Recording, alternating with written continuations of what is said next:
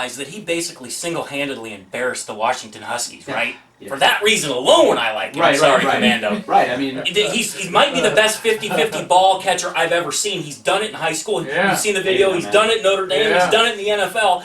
And his special teams ability is amazing. He never went down on the first hit. He was like in a pinball machine. He always bounced off the guy and got better field position. I thought it was a huge mistake to not pay him as one of your core guys, but might work out now that they have Lockett 2 years later. And he put out Dwight Lowry on the very first play of the game a few years back. By the time he was getting announced on the broadcast, he was... Yeah, and who was the Dallas Cowboy that he blocked and knocked the crap out of because the guy didn't have his head on the swivel? Just one of the toughest guys that the Seahawks have ever... Y'all can have And by the way, I loved his wave at the Rams when he scored that touchdown. I loved it. That's old Deion Sanders. All I know, man, is he's in Detroit. He's in Detroit in a prolific offense, and he's still not a star. So you can. He was a star though. When Megatron was hurt, have him. You can have him, dude. He's never okay.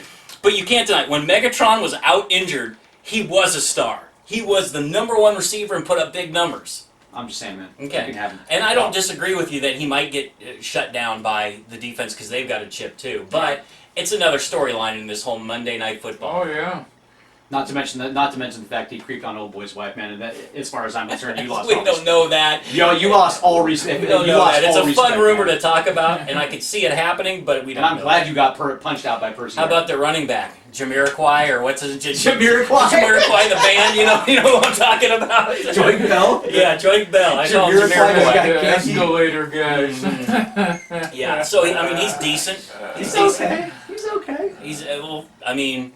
He could do some damage. Yeah, I mean, if we go back to Cunningham for the Rams that beat it's kind of funny because coming into this game, what has been the national discussion about the Detroit Lions? It's a vanilla offense that defenses are being able to read, having deficiencies all up and down the offensive line. So Matt Stafford has actually been under duress, has been sacked a lot, has made some mistakes with the football. So really, to me, the headline coming into this is not exactly what the Detroit Lions or Golden Tate is going to be able to do against the defense. It's what the defense is going to be able to do with Detroit's offense. Because I don't think it's going to be as big as a headline as Brian makes it out to be.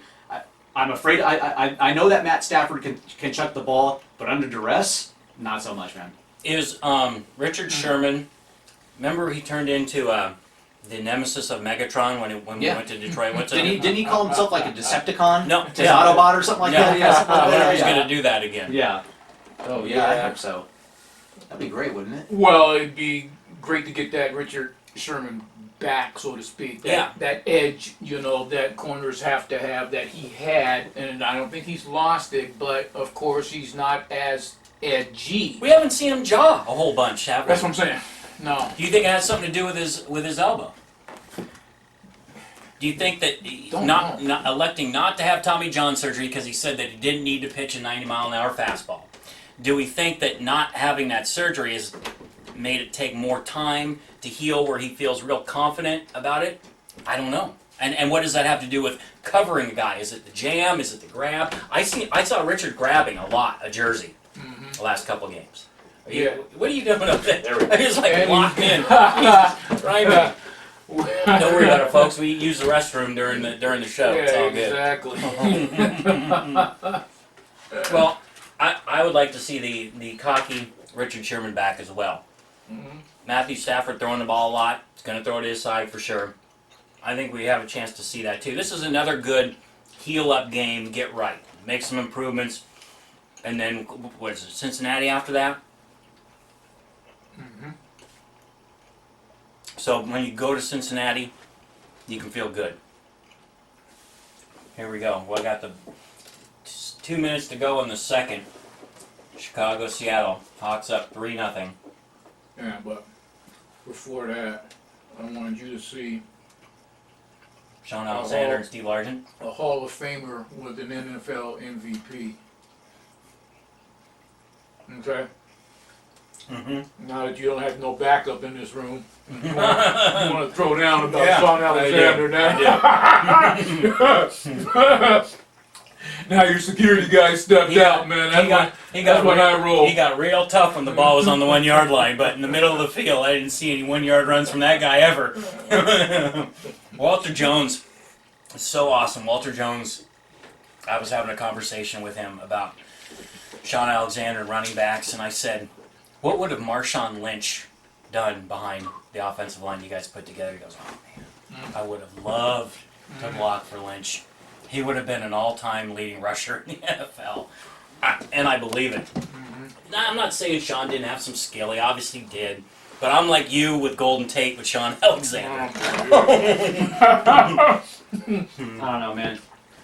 I just, I just look at it and I just see a dude that, may have been overhyped. I'm not saying that, it was kind of, to be fair to a dude like Golden Tate, I'm not saying that he's not skilled or he doesn't have skill or that in certain situations, in certain matchup that he could be deadly. It's just for the most part, man, I just look at it as being where his prime value to a team is in special teams.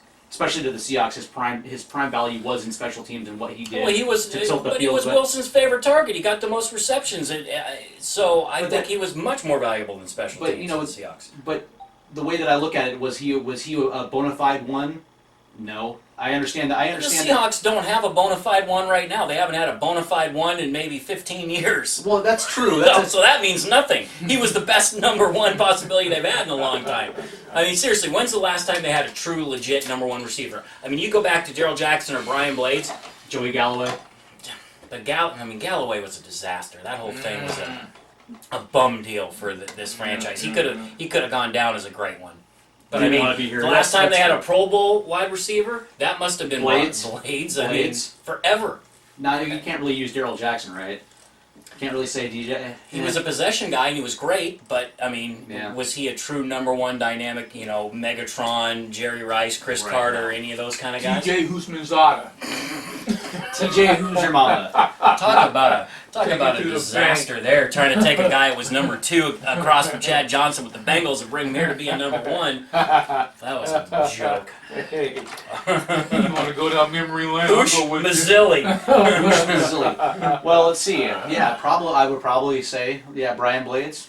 Last true legit one. I like Curse. I like Baldwin. I really do. Yeah. I think Curse has made some of the most amazing, outstanding catches we've seen possibly since Steve Largent, just because of the dynamic and the times in the games.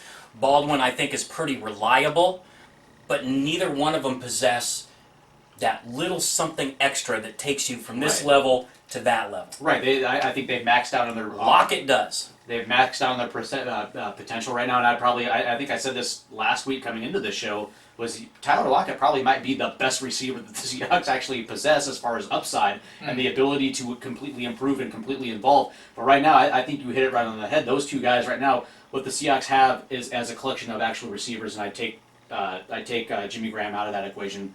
But for the most part, you have just a collection of possession receivers, which is great. Because when you need to dial up a first down and you know for a fact that both of those guys can catch balls in traffic, so that's always good to have. But as far as being able to elevate and develop and get to a point where you know for a fact you have a guy who's outside the numbers that can beat double teams. That's why I'm saying that I thought Golden Tate was really good. I thought he was good. So he's coming in for Detroit. Right. Steve thinks he's going to get his block knocked off. I hope that happens. I really do. I hope Cam Chancellor. I hope Golden Tate runs a route across the middle where Cam Chancellor just puts the stone wall on him. Bam! And I'll take the flag. Lead with your shoulder, lead with your head. I don't care. Put him on his back. Take your 15, and I just want to see just that thing just go nuts. And Golden Tate is on his. Take your 15 and your $10,000 fine, and just send a message real quick. Special teams we've talked about. Tyler Lockett. It looks like he's going to be incredible. He's not only done it in the preseason, now he's proved it just like in horse.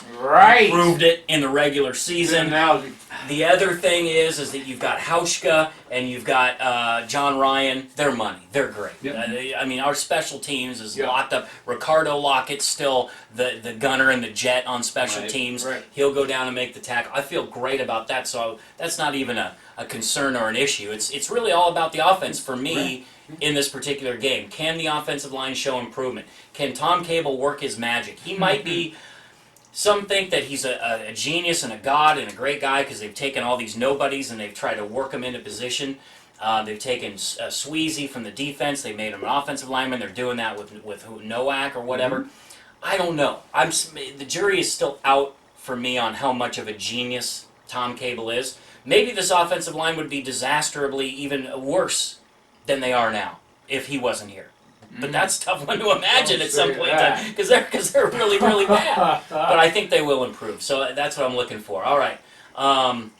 For the game, let's just talk about the atmosphere. The Monday night, I mean, you got Mike Tirico and Gruden coming to town. It's going to be on ESPN.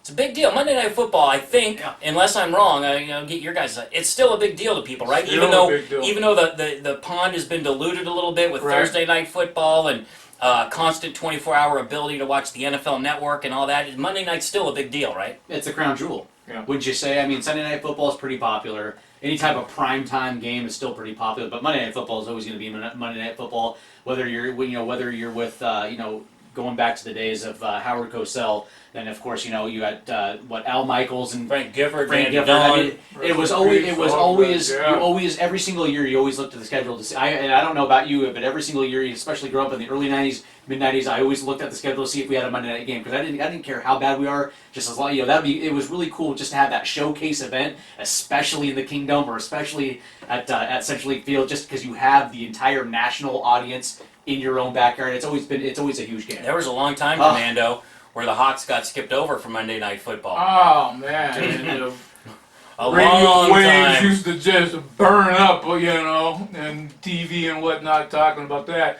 But as you said, the Hawks on Monday night. You mentioned, the Sunday night game in Green Bay. Of course, the other night is already a couple weeks ago. That how the Seahawks like that, Billy Joel white hot spotlight. Yes. How they play because they all want to be big shots, and they are. And I don't see this team playing bad back-to-back spotlight games. So they didn't play as well as they wanted to. We wanted them to in that Sunday night game in Green Bay. But especially at home, especially as we talked about you guys on Monday night.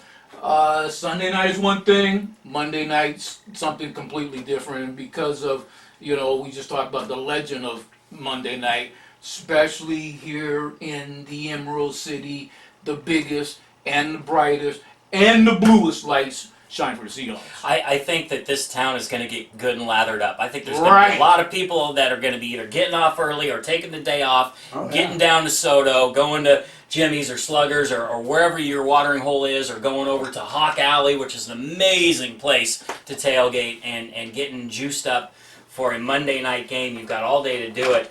By the way, a little trivia for you guys.